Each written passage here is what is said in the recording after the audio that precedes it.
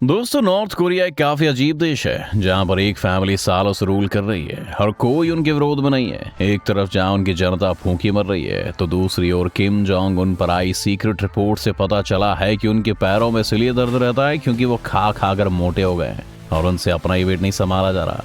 North Korea में सभी चीजें सरकार कंट्रोल करती है, इसलिए सभी को नौकरी भी सरकार ही देती है। लेकिन इनमें से कुछ जॉब तो ऐसी हैं जो सिर्फ दिखावे के लिए और उनका असल में कोई काम नहीं है।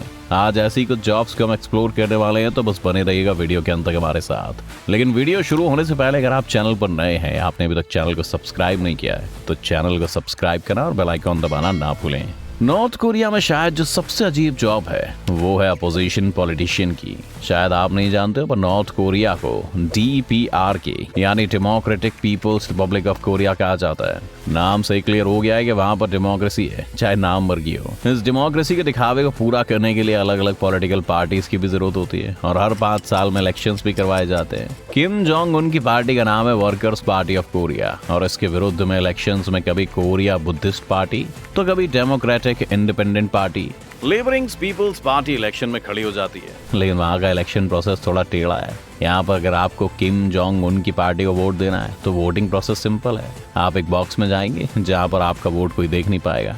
लेकिन अगर आप किसी दूसरी पार्टी को वोट देना चाहते हैं तो आपको ओपनली वोट देना होगा और जिस बॉक्स में आपका बैलेट पेपर रखा जाएगा वो भी बिल्कुल ट्रांसपेरेंट होगा, ताकि ये देखा जा सके कि किसने ऑपोजिशन पार्टी को वोट दिया है। वहाँ किम जोंग उनका डर इतना है कि जो पार्टीज उनके विरोध में खड़ी होती हैं वो भी खुद को वोट नहीं करती, जिस वजह से पिछले 48 सालों से वर्कर्स पार्टी लगातार हर इलेक्शन 100% वोट्स के साथ जीतती आई है। नॉर्थ कोरिया में रोड से रिलेटेड भी बहुत अजीब जॉब्स हैं। सबसे पहले तो ये जान लीजिए कि सिर्फ नॉर्थ कोरिया की कैपिटल प्योंगयांग ही वो शहर है जो थोड़ा बहुत डेवलप्ड है। वहाँ पर सड़कें हैं, इसलिए इन सड़कों को क्लीन करने के लिए स्ट्रीट स्वीपर्स को रखा गया है। लेकिन परेशानी ये है कि नॉर्थ कोरिया में लोगों के पास कार्स तो छोड़िए, साइकिल तक खरीदने के पैसे नहीं है, इसलिए इन सड़कों पर कभी भी गाड़ियां नहीं दिखती। जो थोड़ी बहुत गाड़ियां होती भी हैं वो सरकारी होती हैं, जिस वजह से स्ट्रीट्स को साफ करने की कोई जरूरत नहीं है। लेकिन फिर भी ये नौकरी बनाई गई है। कई बार तो ऐसा देखा गया है कि जब काम करने के लिए कुछ नहीं है तो कुछ स्वीपर्स सड़कों के गड्ढों में जमा हुए पानी को बाहर निकालेंगे, काम करने का ड्रामा कर रहे हैं।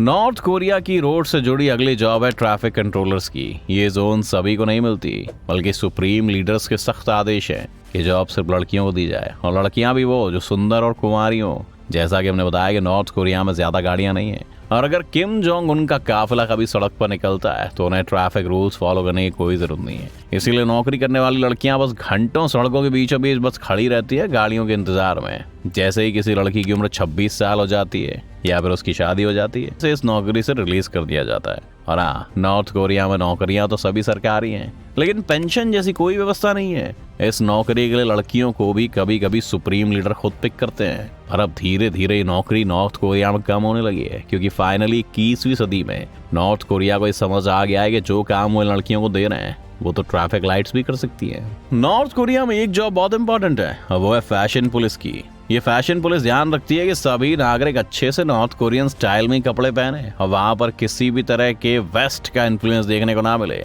जिस वजह से मिनी स्कर्ट जैसी चीजें बैन है। इसके अलावा वहाँ पर हेयर स्टाइल से लेकर मेकअप तक पर इस फैशन पुलिस की बहुत नजर होती है। और अगर इन्होंने किसी को रूल्स को तोड़ते हुए पकड़ लिया तो इसका मतलब है कि उन्हें या उनकी पूरी फैमिली को लेबर कैंप्स में भेजा जा सकता है, जहाँ एक बार खाना देने के बाद दिन में 16 से 18 घंटे तक इन लोगों से बिना रुके काम करवाया जाता है। वैसे तो दोस्तों कहते हैं कि म्यूजिक के बिना इंसान की जिंदगी अधूरी है, लेकिन म्यूजिक सिर्फ एंटरटेनमेंट का ही नहीं बल्कि बहुत से कल्चरल रेवोल्यूशंस का भी कारण बनता है। म्यूजिक में बहुत पावर है और ये बात किम फैमिली अच्छे से समझती है। इसलिए किम जोंग उन ने 2015 में म्यूजिक को वहां बैन कर दिया और सभी घरों से हर तरह की म्यूजिक CD और कैसेट टेप्स को जब्त करके जला दिया, ताकि नागरिकों के मन में कोई विद्रोह का भाव पैदा ही नहीं हो सके। लेकिन वहां पर अब भी दिखावे के लिए म्यूजिशियंस हैं। नॉर्थ कोरिया में करीब 17 बैंड्स ऐसे हैं जिन्हें सरकार ने एग्जिस्ट करने की अनुमति दी है, लेकिन ये ना ही कोई कॉन्सर्ट कर सकते हैं ना ही कोई एल्बम रिलीज कर सकते हैं। बस कभी कभी किसी सरकारी फंक्शन में से बुला लिया जाता है, जो एक म्यूजिशियन की जॉब को भी नॉर्थ कोरिया में काफी इररिलेवेंट बना देता है। नॉर्थ कोरिया की जॉब्स की अजीबोगरीब लिस्ट में एक नंबर स्टोन क्लीनर्स का भी आता है। जी हाँ, आपको नाम सुन के लग रहा होगा कि ये जॉब बिल्कुल वही है। नॉर्थ कोरिया में कुछ लोग ऐसे हैं जिनका काम सिर्फ इतना है कि पत्थरों को लगातार पॉलिश करते रहे और उनकी शाइन बनाए रखें। यहाँ पर किसी कीमती पत्थर की बात नहीं हो रही है, ये सब रेगुलर पत्थर हैं। जो इधर उधर पड़े रहते हैं, लेकिन अब किम जोंग उन ने कहा है तो करना ही पड़ेगा। वैसे तो आपको पता ही होगा कि नॉर्थ कोरिया में कोई ऑफिशियल रिलीजन नहीं है, क्योंकि रिलीजन किम फैमिली के रास्ते में रुकावट बन सकता है, इसलिए वहां पर किसी धर्म को फॉलो करने पर आपको जेल तक हो सकती है। लेकिन फिर भी दिखावे के लिए नॉर्थ कोरिया में 4 चर्चेज हैं जिनमें प्रीस्ट को अपॉइंट किया जाता है। इन चर्चेज में कभी कोई नहीं आता और ना ही यहाँ पर किसी भी तरह की पूजा करने की परमिशन है, लेकिन फिर भी इन प्रीस्ट को यहाँ पर रखा गया है ताकि धर्म निरपेक्ष होने का ढोंग दुनिया के सामने बना रह सके। किम फैमिली का असल मकसद तो ये है कि लोग उन्हें भगवान माने, और इसलिए वहाँ पर हर जगह किम फैमिली मेंबर्स के बड़े बड़े स्टैच्यूज हैं और स्कूल में भी उनकी मानता के किस्से पढ़ाए जाते हैं। एक आखिरी जॉब जो बहुत इंटरेस्टिंग है वो है नॉर्थ कोरिया में स्नो साफ करने की। किम जोंग उन के दादा और किम डायनेस्टी की नींव रखने वाले किम सेकंड संग के बर्थ प्लेस पर वहां पर काफी तरह के म्यूजियम्स और आर्टिफैक्ट्स बनाए गए हैं, लेकिन इस जगह पर फॉरेन टूरिस्ट से लेकर आम नागरिकों तक का आना रेस्ट्रिक्टेड है। फिर भी यहाँ पर हर साल बर्फ गिरती है तो उसे साफ करने के लिए एक टीम रखी जाती है। इनकी जिम्मेदारी ये है कि हर रोज ये बर्फ हटाई जाए, चाहे यहाँ कोई विजिट करे या ना करे। तो ये थी नॉर्थ कोरिया की कुछ अजीब और गरीब जॉब्स। शायद इन जॉब्स को देखकर आपको भी ये लग रहा होगा कि इससे अच्छा तो इंडिया में बेरोजगार रह के बढ़िया है। कुछ काम भी ना हो तो कम से कम आदमी फोन पर तो टाइम पास कर सकता है। नॉर्थ कोरिया में तो इंटरनेट ही नहीं है, इंटरनेट होगा तो लोगों के पास फोन खरीदने के पैसे नहीं होंगे। चलिए छोड़िए, इस पर किसी और दिन विस्तार से बात करेंगे। आपको क्या लगता है कि अगर नॉर्थ कोरिया में ऐसा ही चलता रहा तो क्या ये देश ज्यादा दिन टिक पाएगा?